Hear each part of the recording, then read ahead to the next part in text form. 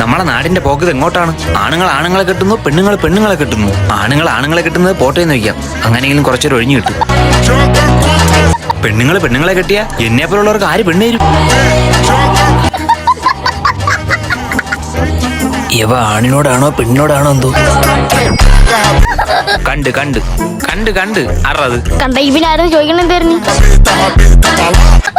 അതല്ല, അത് നിന്റെ ആരാണെന്ന്. പൂക്കിയെ ഞാൻ പൊക്കി.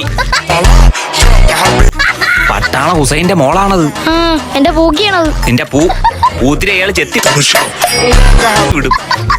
നമ്മളോടനെ രജിസ്റ്റർ മാരേജ് ചെയ്യും. നിനക്ക് എത്ര വയസ്സ്? അടുത്ത മാസം 14 ആവും.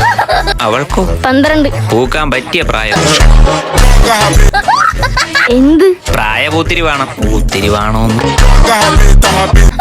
പ്രായപൂർത്തി. ആമിനത്താത്താക്ക് നിന്നൊരു നോട്ടുണ്ട്.